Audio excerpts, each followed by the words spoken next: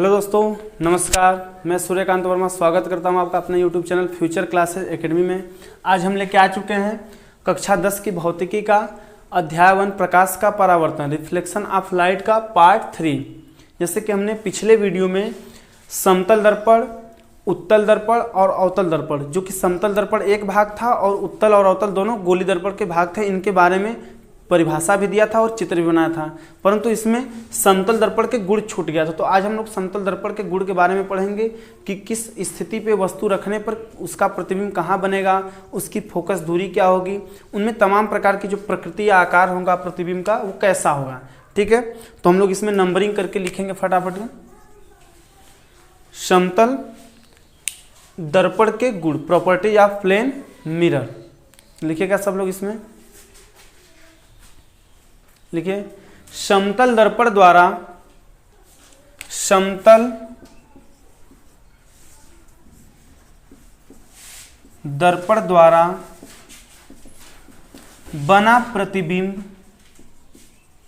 बना प्रतिबिंब सदैव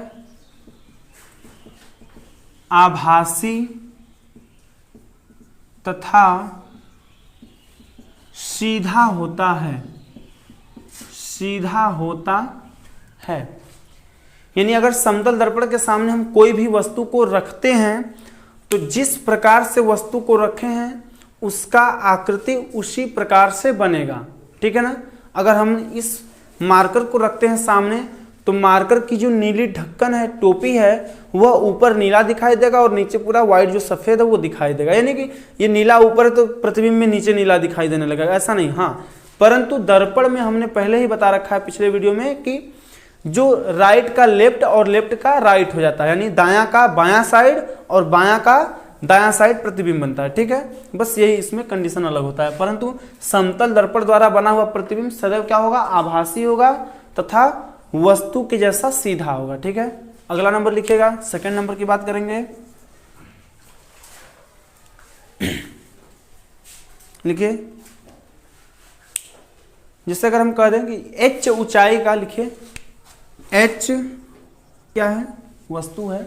h ऊंचाई का वस्तु अपना h ऊंचाई का वस्तु अपना पूर्ण प्रतिबिंब, क्या लिखेंगे, अपना पूर्ण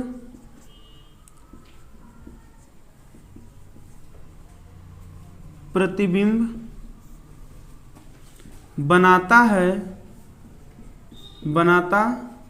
है जब, यानी h ऊंचाई का वस्तु अपना पूर्ण प्रतिबिंब बनाता है। कब बनाता है, जब समतल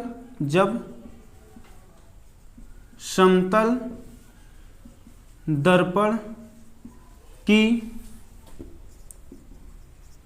वस्तु से ऊंचाई, समतल दर्पण की वस्तु से ऊंचाई क्या हो, h/2 हो। क्या हो, h/2। यानी कहने का मतलब कि अगर हम कहते हैं कि मान लीजिए कोई व्यक्ति है 6 फीट लंबा है, कितना है, 6 फीट ऊंचा या लंबा है, तो उसका दर्पण में, समतल दर्पण में पूरा फिगर यानी पूरा प्रतिबिंब देखने के लिए हमें उसका आधा लंबाई यानी 3 फीट का मिरर चाहिए होता है। ठीक है, अगर 3 फीट का मिरर होगा, समतल दर्पण होगा और 6 फीट का व्यक्ति होगा तो उसमें उस व्यक्ति का पूरा प्रतिबिंब दिखेगा। क्या दिखेगा, पूर्ण प्रतिबिंब दिखेगा। समझ में आ गई बात। यानी h हाइट का यदि व्यक्ति है तो उसके लंबाई का आधा, h/2 हाइट का हमें समतल दर्पण चाहिए होता है। समझ में आ गया बात। ठीक है, अगला नंबर क्या हो जाएगा, थर्ड नंबर लिखिएगा। लिखिए, प्रतिबिंब दर्पण से उतनी ही दूरी पर, प्रतिबिंब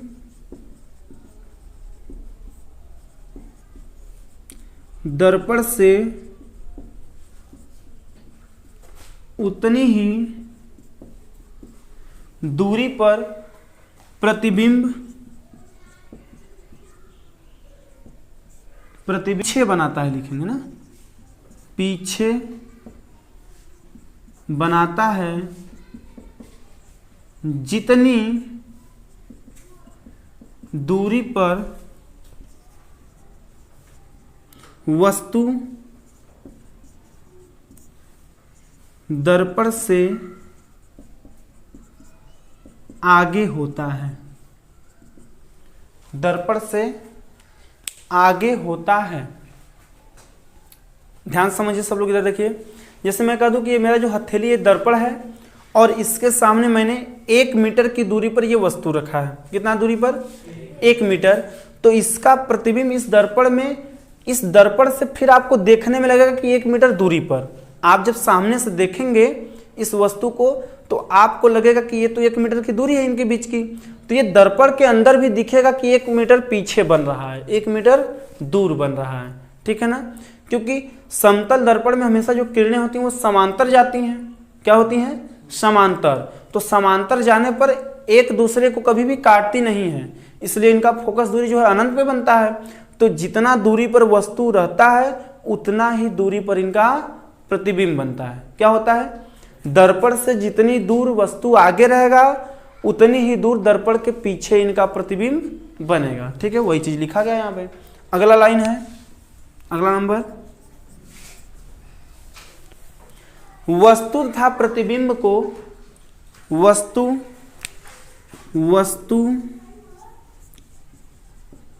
तथा प्रतिबिंब को मिलाने वाली रेखा सदैव समतल दर्पण के लंबवत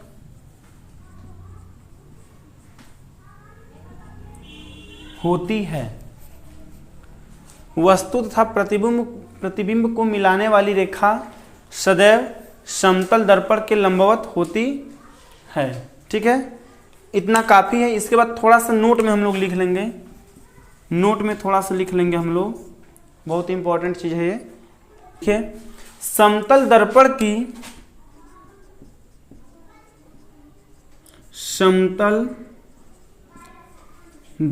की फोकस दूरी अनंत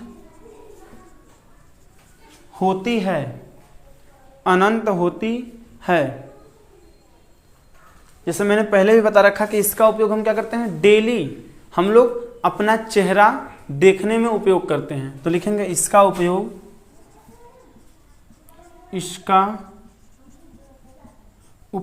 प्रतिदिन हम अपना चेहरा देखने में करते हैं। इसका उपयोग प्रतिदिन हम अपना चेहरा देखने में करते हैं, देखने में करते हैं। जैसे गोली दर्पण में 2 भाग हमने बताया था, एक अवतल दर्पण, दूसरा उत्तल दर्पण। लेकिन अवतल दर्पण या उत्तल दर्पण भी गोली दर्पण का कटा हुआ भाग है। तो उसमें ध्रुव कहाँ है, मुख्य अक्ष कहाँ है, व्यास उसका कहाँ है, द्वारक कहाँ है, ये सब कुछ ना, फोकस बिंदु कहाँ है, वक्रता त्रिज्या कहाँ है, वक्रता केंद्र कहाँ है, ये सब कुछ स्थिति हमें पहले ज्ञात करना होगा, तो फिर हम आगे बढ़ेंगे। ठीक है, तो लिखिएगा हेडिंग, गोलीय दर्पण, गोलीय दर्पण, यानी इसे क्या बोलेंगे? Spherical mirror. अब इसके हमने 2 भाग बता रखा है। पहला नंबर है उत्तल दर्पण, क्या था? उत्तल दर्पण। दूसरा था अवतल दर्पण। उत्तल दर्पण को क्या बोलते हैं इंग्लिश में? Convex mirror. क्या बोलते हैं? कन्वेक्स मिरर बोलते हैं। क्या बोलते हैं? Convex mirror. और अवतल को क्या बोलते हैं? कनकेव। क्या बोलते हैं? कनकेव मिरर बोलते हैं। ठीक है, और हमने इसका परिभाषा भी लिखा रखा है। उत्तल दर्पण का परिभाषा क्या हो जाएगा, यानी गोली दर्पण का कटा हुआ वह भाग या ऐसा भाग जिसका उभरा हुआ तल परावर्तक पृष्ठ हो तथा दबा या धसा हुआ तल क्या हो, पालिश किया गया हो या कलई किया गया हो। तो इस प्रकार बने निकाय को हम क्या कहेंगे, उत्तल दर्पण कहेंगे। दर्पण में हमेशा याद रखेंगे कि एक तल पालिश होगा, कलई होगा, और दूसरा तल क्या होगा, परावर्तक पृष्ठ होगा। तो उत्तल में उभरा हुआ जो तल है, जो उभरा हुआ तल है वो परावर्तक पृष्ठ होगा, और अवतल में जो धसा हुआ तल है या दबा हुआ तल है वो क्या होगा, परावर्तक पृष्ठ होगा। ठीक है, तो परिभाषा बना लेंगे, हमने लिखा रखा है, फिगर भी हमने दिखा रखा है, बना रखा था। एक बार फिर से देख लेते हैं। जैसे अगर हम अवतल दर्पण की बात करते हैं, पहले उत्तल का बना देते हैं। अगर उत्तल की बात करते हैं तो उत्तल दर्पण हमारा ये हो जाएगा। ठीक, यह देखिए, यह पहले गोला रहा होगा,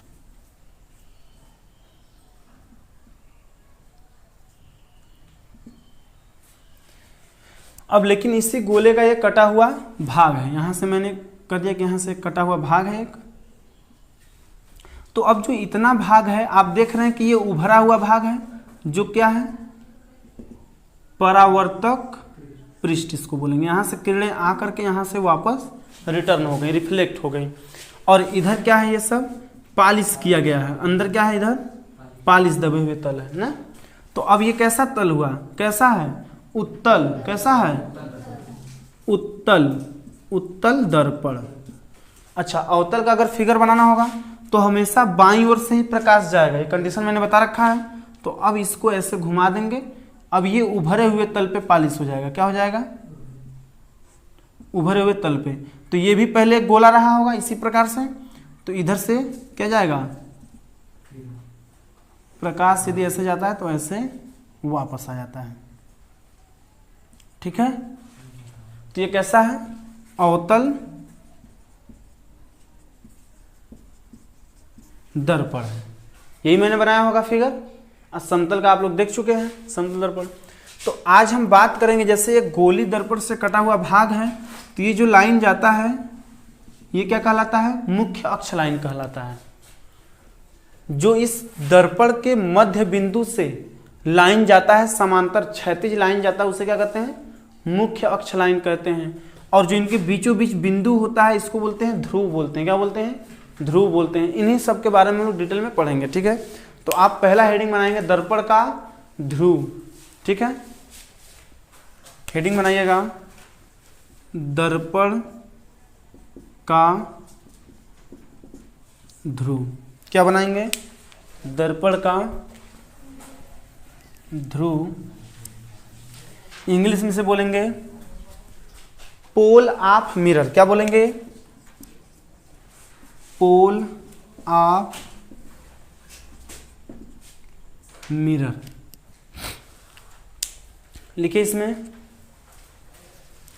दर्पण का ध्रुव में लिखिए गोली दर्पण के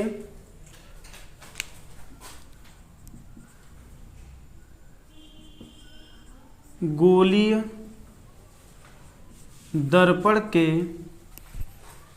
परावर्तक पृष्ठ के मध्य, गोली दर्पण के परावर्तक पृष्ठ के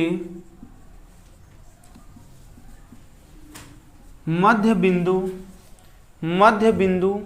को दर्पण का ध्रुव कहते हैं। दर्पण का ध्रुव कहते हैं। इसे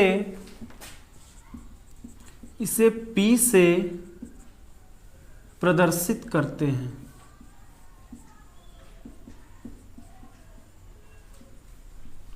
P से प्रदर्शित करते हैं। जैसे अगर हम एक फिगर की बात कर लें, यहाँ पर चलिए कुछ ऐसा ही है। ठीक है,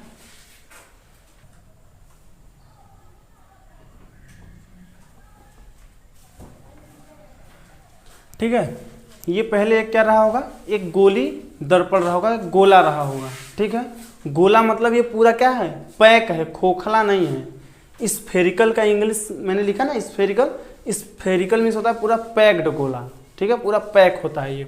तो अब इसका कटा हुआ भाग कोई यम1 और यम2 क्या है, मिरर है, ठीक है ना। अब यहाँ पे इनका सेंटर होगा, केंद्र होगा इस वृत्त का, ठीक है। तो इसी केंद्र से एक लाइन ऐसे खींचते हैं, तो ये जिधर दर्पण यम1 यम2 बना है उनके मध्य बिंदु पर यहाँ क्या होगा, ये P होगा, क्या होगा यहाँ P होगा, ठीक है।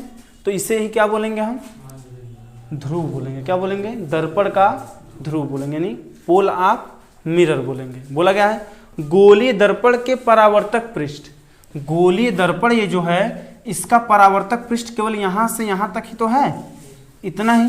तो परावर्तक पृष्ठ का मध्य बिंदु क्या कहलाता है, दर्पण का ध्रुव कहलाता है, ठीक। इसे P से दिखाते हैं, हो गया, ठीक है।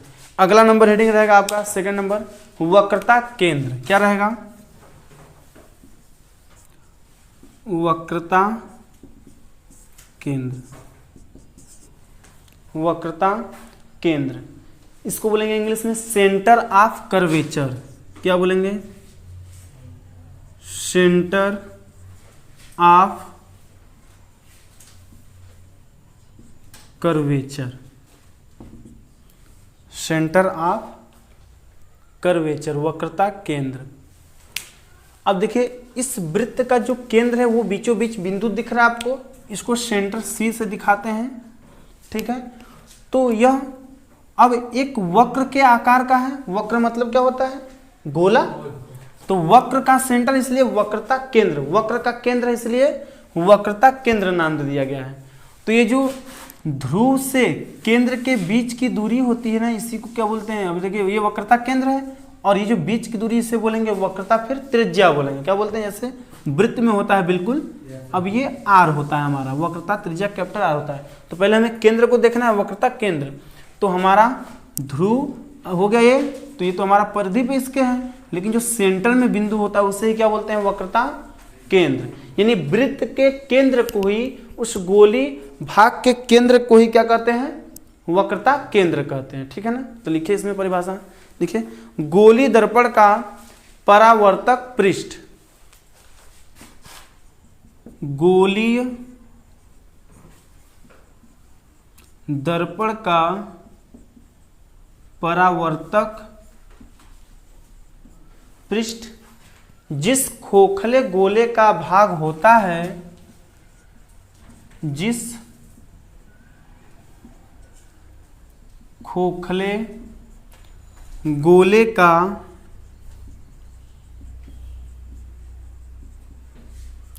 भाग होता है, उस गोले का केंद्र, उस गोले का केंद्र, गोलीय दर्पण का, उस गोले का केंद्र गोलीय दर्पण का वक्रता केंद्र कहलाता है। क्या कहलाता है, वक्रता केंद्र कहलाता है। समझ में आ गया बात। इसे किससे प्रदर्शित करेंगे, इसे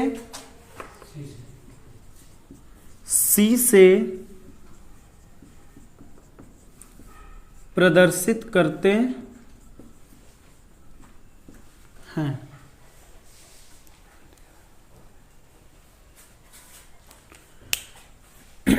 ठीक है, इसके बाद अगला नंबर हो जाएगा वक्रता त्रिज्या। जैसा कि हमने यहाँ लिख रखा है, R बताया अभी, यानी जो पोल हमारा ध्रुव P है और जो हमारा सेंटर यानी केंद्र C है, इनके बीच की जो दूरी होगी वही हमारी क्या कहलाएगी, वक्रता त्रिज्या कहलाएगी। ठीक है ना।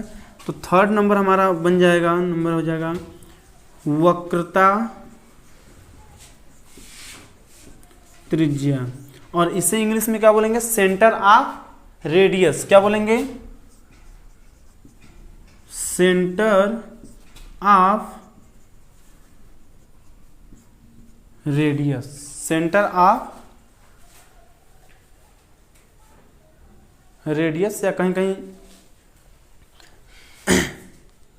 सेंटर ऑफ कर्वेचर इसको भी बोलते हैं, वक्रता केंद्र और वक्रता त्रिज्या को भी ना इसको रेडियस ऑफ कर्वेचर भी बोलते हैं, सेंटर ऑफ रेडियस वक्रता त्रिज्या, या तो फिर रेडियस ऑफ कर्वेचर भी बोलते हैं। ठीक है, दोनों में कोई दिक्कत नहीं है, दोनों लिख सकते हैं।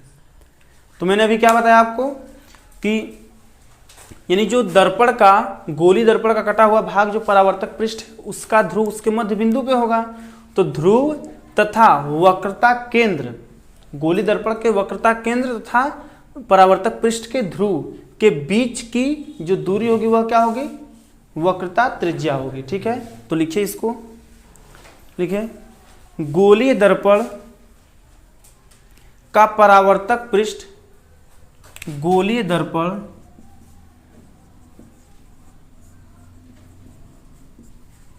का परावर्तक पृष्ठ जिस खोखले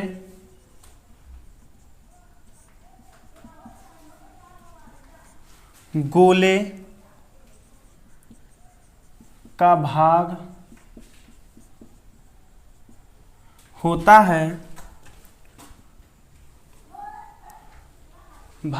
है, उस गोले की त्रिज्या को, उस गोले की त्रिज्या को, उस गोले की त्रिज्या को गोलीय दर्पण की, उस गोले की त्रिज्या को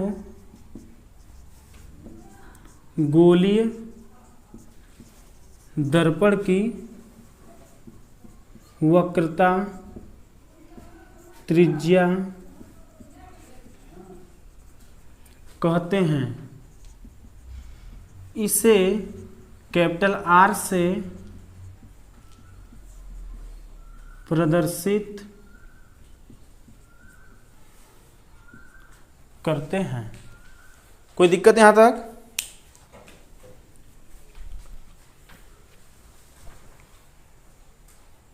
आया समझ में? ठीक।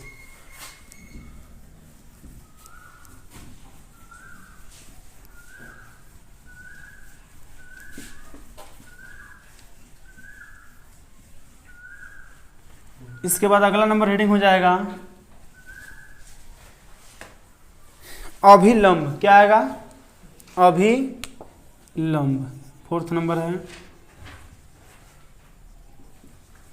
अभिलंब को इंग्लिश में क्या बोलते हैं? नॉर्मल। क्या बोलते हैं? नॉर्मल बोलते हैं। ठीक है,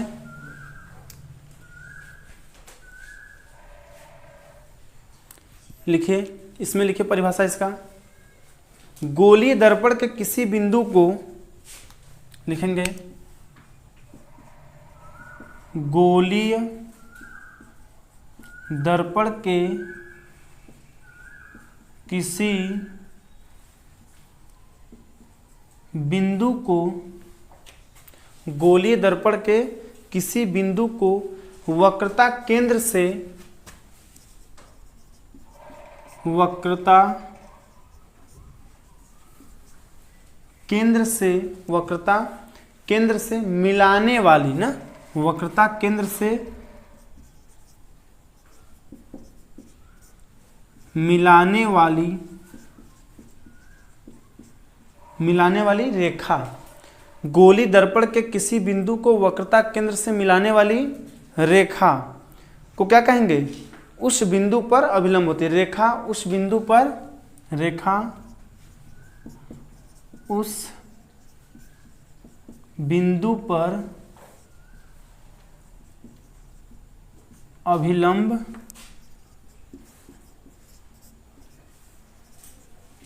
होती है। क्या होती है? अभिलंब होती है। ठीक है, अब इसे चाहे जो भी नाम दें हम लोग दोनों तरफ, जैसे अभिलंब लाइन होती है तो उसे यन नाम देते हैं, कहीं यम भी देते हैं, कोई भी नाम दे सकते हैं, कोई अल्फाबेट दे सकते हैं, उसमें कोई दिक्कत नहीं है। ठीक है, अगला नंबर क्या हो जाएगा आपका? मुख्य अक्ष। क्या हो जाएगा? मुख्य अक्ष।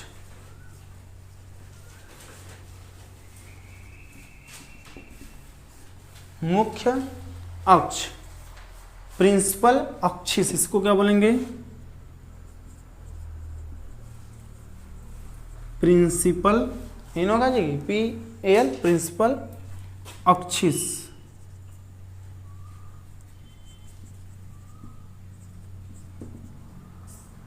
प्रिंसिपल अक्षिस, ठीक है, मुख्य अक्ष। अब मुख्य अक्ष किसे कहेंगे?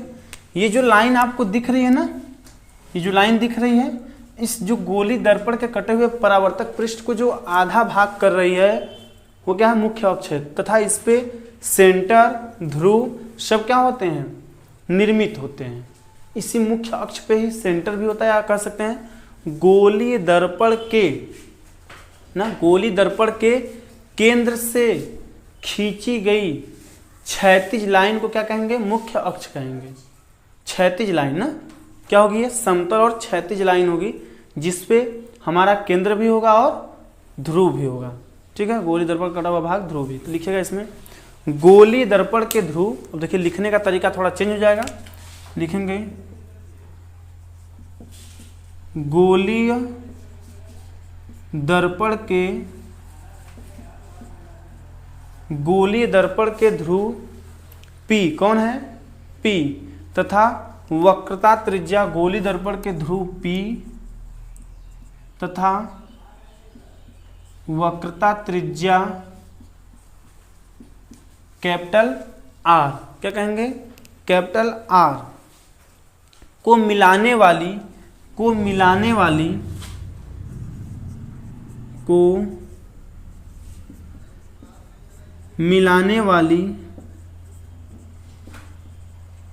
सीधी रेखा, को मिलाने वाली सीधी रेखा गोली दर्पण की, सीधी रेखा गोलीय दर्पण की मुख्य अक्ष कहलाती है, मुख्य अक्ष कहलाती है। मुख्य अक्ष कहलाती है। अगला नंबर देखेंगे, दर्पण का द्वारक। दर्पण का द्वारक। अब ये दर्पण का द्वारक क्या चीज है भैया? यानी जितने भाग में प्रकाश प्रवेश करता है, ये पूरा क्या कहलाएगा? दर्पण का द्वारक कहलाएगा। क्या कहलाएगा? जितने भाग में प्रकाश प्रवेश कर रहा है और परावर्तित हो जा रहा है, प्रकाश प्रवेश कर रहा है और परावर्तित हो रहा है, वो पूरा क्या कहलाएगा? दर्पण का द्वारक। द्वारक का मतलब दुआरी हो, गेट। इतना दूर तक गेट लगा है इनका, इतना दूर से जा रहा है प्रकाश और फिर आ रहा है परावर्तित होकर के, तो ये क्या कहलाएगा? दर्पण का द्वारक, ठीक है ना। तो दर्पण के द्वारक को क्या लिखेंगे इंग्लिश में? Aperture of mirror. क्या लिखेंगे? अपर्चर ऑफ मिरर लिखेगा, एपर्चर ऑफ मिरर। इसका परिभाषा क्या हो जाएगा? लिखिए गोलीय दर्पण, गोलीय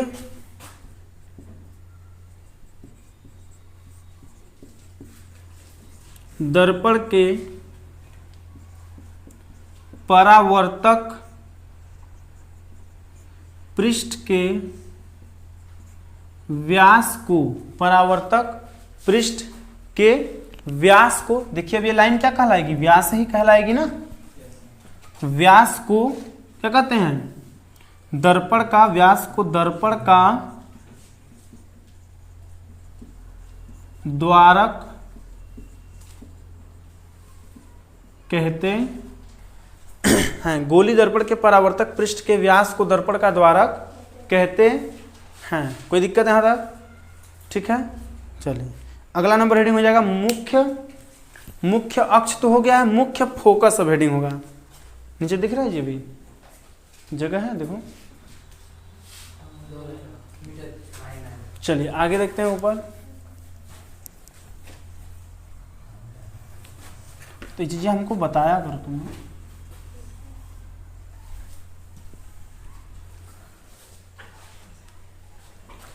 चलिए अगला हेडिंग हो जाएगा, अब क्या हो जाएगा? मुख्य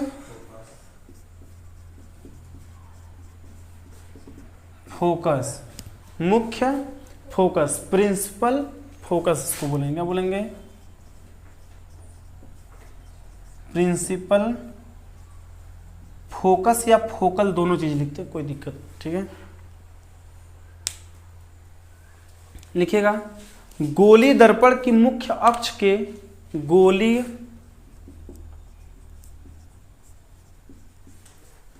दर्पण की मुख्य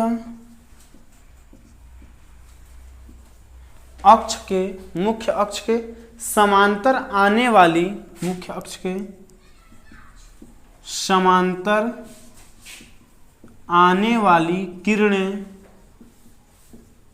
समांतर आने वाली किरणें गोली दर्पण से, किरणें गोली दर्पण से परावर्तन के पश्चात, गोली दर्पण से परावर्तन के पश्चात मुख्य अक्ष के, परावर्तन के पश्चात मुख्य अक्ष के जिस बिंदु पर मिलती हुई प्रतीत होती हैं, जिस बिंदु पर मिलती हुई प्रतीत होती हैं, उस बिंदु को दर्पण का, उस बिंदु को दर्पण का मुख्य फोकस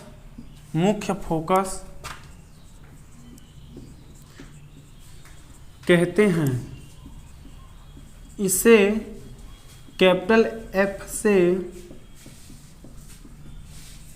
प्रदर्शित करते हैं, कैपिटल F से प्रदर्शित करते हैं। यानी इसका कहने का मतलब ये है कि अब कोई भी वस्तु दर्पण के सामने आप रख दे रहे हैं, चाहे उत्तल दर्पण हो चाहे अवतल दर्पण, अब इनका प्रतिबिंब जहां बनेगा ना, जहां प्रतिबिंब बनेगा वहां पर जरूर ये दोनों किरणें, दो किरणें लेते हैं, दो किरणें, ठीक है ना, एक शुरुआत पॉइंट से एक लास्ट पॉइंट से, कहीं से भी दो किरणें लेते हैं, तो उन दोनों किरणें जहां पे कटती हैं या मिलती हुई प्रतीत होती हैं वहीं पर प्रतिबिंब बनता है, और वो क्या होता है, क्या होता है? मुख्य फोकस कहलाता है। वो क्या कहलाता है? मुख्य फोकस। कहा है कि गोली दर्पण की मुख्य अक्ष के समांतर आने वाली किरणें गोली दर्पण से परावर्तन के पश्चात मुख्य अक्ष के जिस बिंदु पर मिलती हुई प्रतीत होती, यानी काटती हैं, ठीक है, वहां पर क्या होता है? दर्पण का मुख्य फोकस होता है। जैसे अगर मैं एग्जाम्पल के तौर पे आपको बता दूं कि अब देख रहे हैं हम यहाँ पे कोई एक अवतल दर्पण है, ध्यान समझिएगा, अब ये मुख्य अक्ष लाइन हो गई, अब हमने एक वस्तु यहाँ पर रख दिया ना, तो इससे एक समांतर किरण जाती है, ये आपका ध्रुव P हो गया, और यहाँ पे कोई मान लीजिए सेंटर, यहाँ पर मान लीजिए सेंटर C हो गया यहाँ पर, ठीक है, सेंटर के इधर है। अब यहाँ से एक समांतर किरणें जाएंगी, कौन सी किरण? समांतर। तो ये यहाँ से टकरा करके फिर परावर्तित होगी, तो ये परावर्तित होकर के ऐसे आएगी, तो यहीं पे जहाँ पे आएगी यही क्या होगा? मुख्य फोकस होगा। और दूसरा जो हमारा होगा, ये दूसरा जो किरण है वो कहाँ से जाता है? हमारा मेन यहाँ से जाएगा, कहाँ से जाएगा? ध्रुव से, मध्य से। और जब ये मध्य से जाता है तो मध्य से फिर निकल जाता है, ये चेंज नहीं होता है, ठीक है ना। मान लेते हैं कि यहाँ से ऐसे गया और इसी रास्ते से पुनः ऐसे गया और फिर आ गया, और ये ऐसे गया और ऐसे बाहर निकला, तो इन दोनों का जहाँ कटान बिंदु है यहीं पे क्या बनेगा? प्रतिबिंब बनता है, ठीक है। अभी ये स्थिति बताएंगे आगे, अभी सब प्रतिबिंब की स्थिति। तो मैंने समझाने के लिए आपको कहा है कि जो पहला हमारा समांतर किरण है, जो पहला समांतर किरण है वह क्या होता है? जाता है और परावर्तन के पश्चात मुख्य अक्ष को जिस बिंदु पे काटता है या मिलती हुई प्रतीत होती है वहीं पे क्या बनता है? हमारा मुख्य फोकस बनता है, ठीक है, कोई दिक्कत? ठीक। और एक अगला लास्ट हेडिंग होगा आपका फोकस दूरी। क्या होगा? फोकस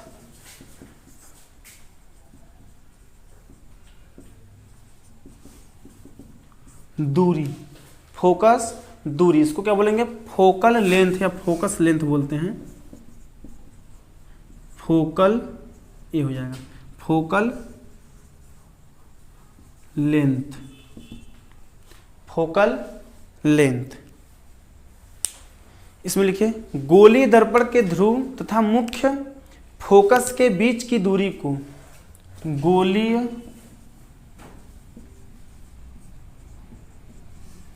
दर्पण के ध्रुव तथा